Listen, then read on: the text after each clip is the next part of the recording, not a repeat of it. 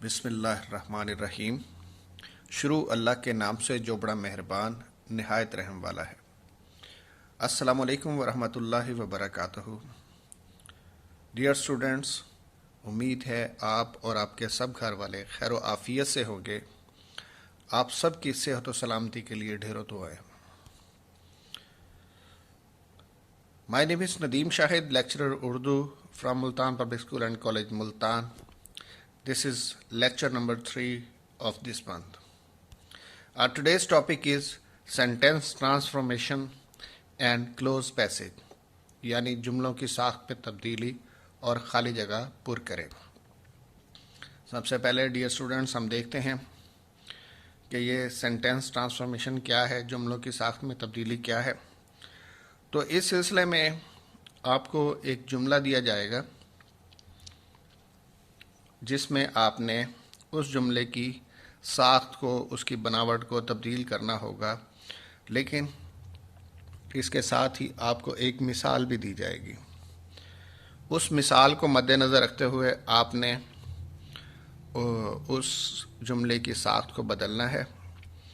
اس جملے میں آپ کو متضاد بھی بنانے کے لیے دیا جا سکتا ہے، واحد کی جمع اور جمع کی واحد بھی بنانے کے لیے دیا جا سکتا ہے، اور فعل ماضی میں، فعل حال میں اور فعل مستقبل میں بھی تبدیل کرنے کے لیے دیا جا سکتا ہے، یا جملے کی کوئی اور ساخت بھی یا اس کی ترتیب بھی تبدیل کرنے کے لیے دیا جا سکتا ہے۔ اس سلسلے میں آپ کی کتاب کے صفحہ نمبر 54 پر یعنی 54 پر یہ کچھ غور طلب باتیں ہیں، توجہ طلب باتیں ہیں، تو آپ نے ان کو اچھے طریقے سے پڑھنے کے بعد اور ان کی آپ نے عملی مشق کرنی ہے۔ تو میں نے یہاں پر کچھ نمونے آپ کو دیے ہیں عملی مشق کے، تو آئیں سب سے پہلے دیکھتے ہیں یہ پہلی مشق کو۔ اس میں لکھا ہوا ہے نیچے دیے ہوئے ہر نامکمل جملے کو اس طرح لکھیں کہ جملے کا مطلب نہ بدلے۔ اپنے جواب آنسر شیٹ پر لکھیے۔ پہلی مثال بیٹا دیکھیں غور سے ذرا۔ مہمان کے آنے سے گھر میں رونق آ جاتی ہے، اور اس کا انہوں نے آنسر خود ہی لکھا ہے، گھر میں رونق ہو جاتی ہے مہمانوں کے آنے سے۔ تو اس میں تھوڑا سا دیکھیں کہ انہوں نے ترتیب کو اس انداز میں بدلا ہے کہ اس میں نہ ہمیں کوئی متضاد نظر آ رہی ہے بات، نہ ہمیں کوئی واحد کی جمع چیز نظر آ رہی ہے، نہ کوئی زمانے کی تبدیلی نظر آ رہی ہے، بلکہ جملے کی ترتیب میں کوئی تبدیلی نظر آ رہی ہے۔ تو آپ نے بھی نیچے کوشش کرنی ہے کہ جملے کی ترتیب کو تبدیل کر کے اور جملے کا مطلب ہرگز نہ بدلیں۔ مثال کے طور پر ہم ایک اور کر لیتے ہیں، باقی نیچے کے 4 آپ خود پریکٹس کریں گے۔ پہاڑی علاقوں میں کل سے برف باری جاری ہے۔ جی بیٹا کوشش کریں اس سے، شاباش۔ پہاڑی علاقوں میں کل سے برف باری جاری ہے، تو کل سے برف باری جاری ہے پہاڑی علاقوں میں، ٹھیک ہے۔ تو اس میں دیکھیں کہ جس طرح ہم اوپر والے جملے کو غور کرتے ہیں تو اس میں جملے کا جو پہلا حصہ ہے وہ بعد میں ہے، اور جو بعد والا حصہ ہے وہ پہلے میں۔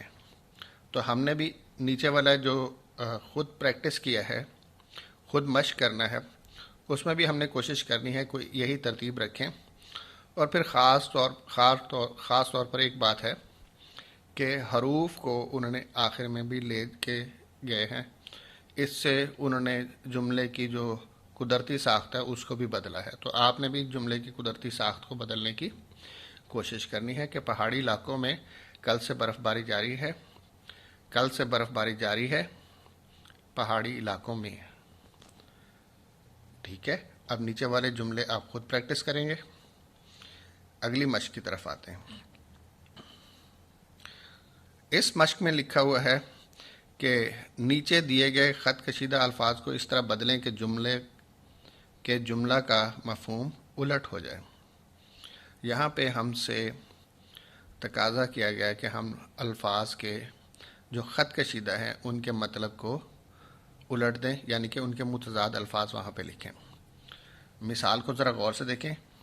صحیح غذا بدن میں چستی پیدا کرتی ہے، تو اس کا جواب لکھا ہے کہ غلط غذا بدن میں سستی پیدا کرتی ہے۔ صحیح کا متضاد غلط اور چستی کا متضاد سستی۔ اب نیچے دیے گئے مشق میں ہم پہلا جملہ حل کرنے کی کوشش کرتے ہیں۔ درجہ حرارت گھٹنے کی وجہ سے فریج کے سرد خانوں میں موجود اشیاء جمنے لگیں۔ دو الفاظ انڈر لائن دیے گئے ہیں، گھٹنے اور جمنے۔ درجہ حرارت کم ہوتا ہے تو ظاہر ہے فریج میں چیزیں جمنا شروع ہو جاتی ہیں، تو جب درجہ حرارت بڑھے گا تو فریج میں پڑی ہوئی اشیاء ظاہر ہے پگھلیں گی۔ تو اب ہم اس کو اپنے انداز میں دیکھتے ہیں۔ گھٹنے کا متضاد ہے بڑھنے، تو درجہ حرارت بڑھنے کی وجہ سے فریج کے سرد خانوں میں موجود اشیاء پگھلنے لگیں۔ اس میں ہم نے دونوں لفظوں کے دونوں خط کشیدہ الفاظ تھے ان کے ہم نے متضاد لکھے، جس سے یہ جملہ ٹوٹل اپنے معنی میں بدل گیا، اپنے متضاد میننگ میں آ گیا۔ باقی کے آپ خود مشق کریں گے اور انشاءاللہ ہم اپنے لیکچر میں ان کو میں دیکھوں گا بھی کہ آپ نے کس طریقے سے پریکٹس کی ہے۔ اب ہماری تیسری ایکسرسائز دیکھیں کہ نیچے دیے گئے جملوں میں خط کشیدہ الفاظ کی جگہ واحد لکھیں۔ اب مثال کو غور سے دیکھیں کہ عدالت نے ملزمان کو اپنے حق میں دلائل پیش کرنے کا حکم دیا۔ عدالت نے ملزمان کو اپنے حق میں دلائل پیش کرنے کا حکم دیا۔ اب یہاں پہ دو لفظ جو ہیں وہ انڈر لائن ہے، ملزمان اور دلائل۔ یہاں پر ہم نے ان دونوں کے واحد لکھنے ہیں اور جملے کو دوبارہ سے ترتیب دینا ہے۔ عدالت نے ملزمان کی جگہ ملزم کو اپنے حق میں دلائل کی جگہ دلیل پیش کرنے کا حکم دیا۔ آئے ہم دیکھتے ہیں کہ ہمارے سوال میں جو جملہ دیا گیا ہے اس میں کون سی چیز ہم سے پوچھی گئی ہے۔ ایک اور کرتے ہیں، پھر اس کے بعد باقی ماندہ آپ کریں گے۔ بچوں کو آداب سکھانا والدین کی ذمہ داری ہے۔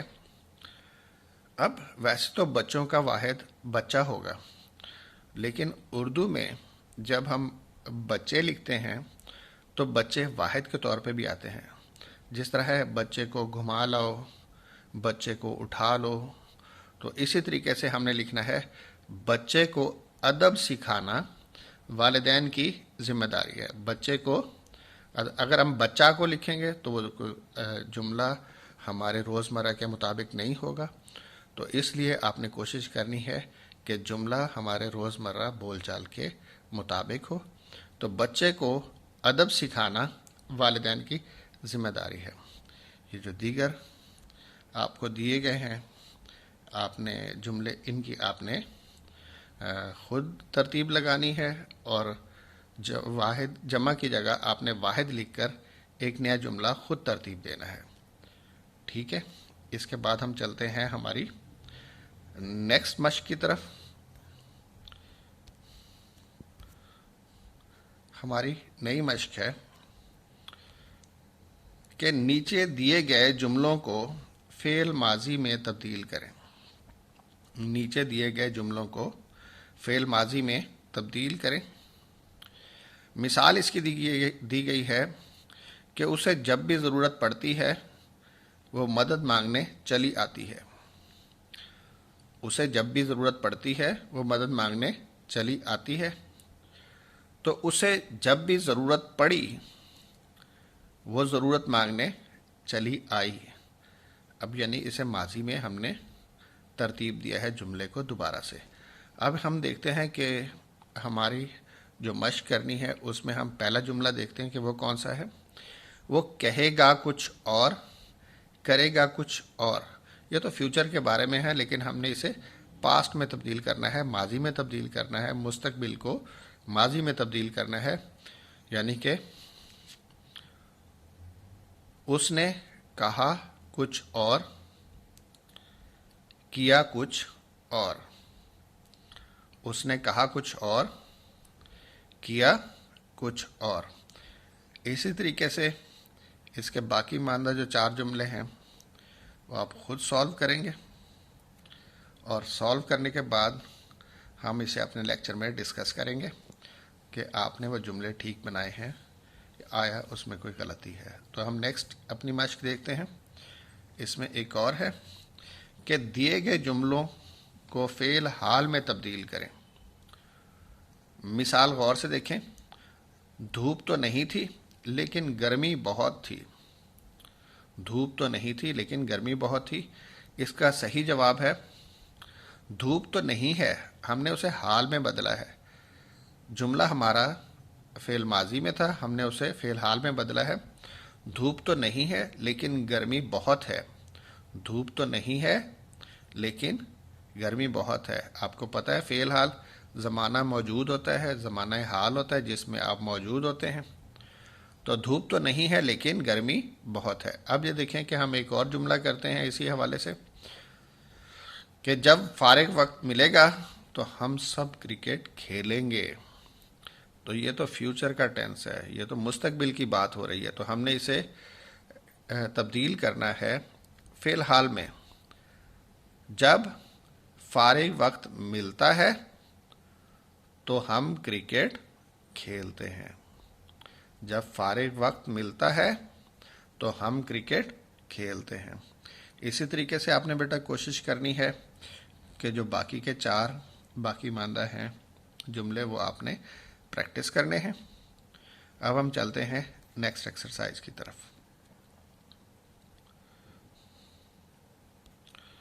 جی ہماری نیکسٹ ایکسرسائز ہے کہ اس میں لکھا ہوا ہے کہ نیچے دیے گئے جملوں کو فعل مستقبل میں تبدیل کریں.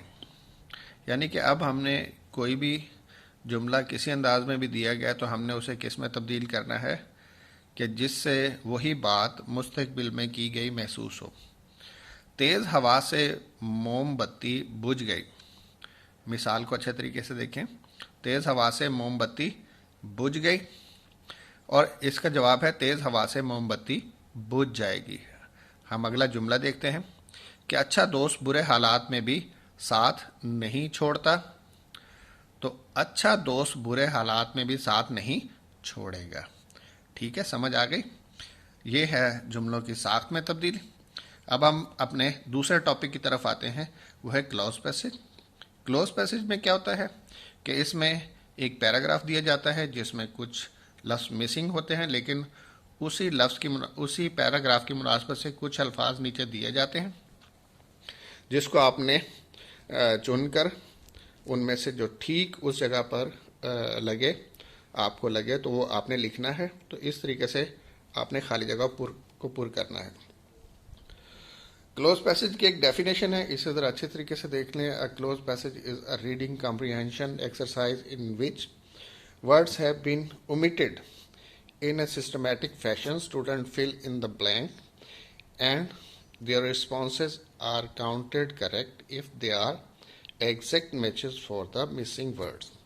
اسی کو آپ آسان لفظوں میں کہہ سکتے ہیں کہ کسی عبارت میں سے حذف کیے ہوئے، اس میں سے نکالے گئے لفظوں کو پر کرنے کی مشق، یہ آپ کی ذہنی آزمائش کے طور پر یہ مشق ہوتی ہے کہ آپ دیکھتے ہیں کہ کتنا چیزوں کو اچھے طریقے سے دیکھ سکتے ہیں. تو اس حوالے سے کچھ یہ آپ کو ایکسرسائزز دی گئی ہیں. اس میں سے پہلی ایکسرسائز میں آپ کو کر کے سمجھا دیتا ہوں، باقی آپ نے خود کرنی ہے. جس میں ہے غیبت ایک ایسی ڈیش ہے جس سے معاشرے میں کئی ڈیش پیدا ہوتی ہیں. اس برائی سے دور رہنے کی سختی سے ڈیش کی گئی ہے. کسی کی برائی اس کی غیر موجودگی میں کرنے والے بڑی اوچھی طبیعت کے ڈیش ہوتے ہیں اور آپس میں دشمنی پیدا کرنے کا ڈیش بنتے ہیں. غیبت ایک ایسی، آپ بیچ میں سے دیکھتے ہیں ظاہر ہے یہ برائی ہے تو یہ ضرور کوئی بری چیز ہوگی. تو دیکھیں کیا لکھا ہوا ہے اس میں بری چیز کے حوالے سے. تو اس میں لکھا ہوا لعنت ہے. لعنت ہے جس سے معاشرے میں اس سے کوئی اچھائی تو پیدا ہو نہیں سکتی، تو اس سے خرابیاں پیدا ہوتی ہیں.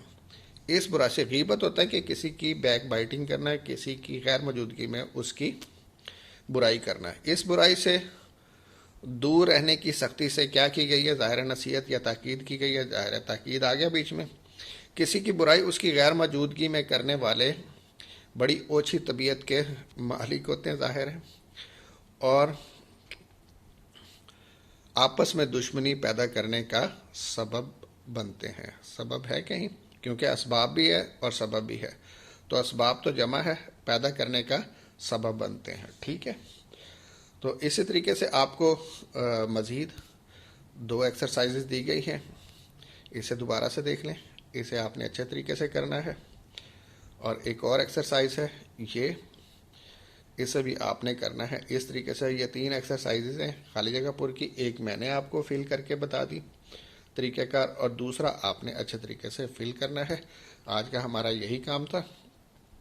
ایک بار پھر آپ کے اور آپ کے سب گھر والوں کے لیے بہت سی دعائیں۔ اللہ میرا اور آپ سب کا اور ہم سب کا حامی و ناصر ہو۔ اپنا بہت خیال رکھیے۔ اللہ حافظ۔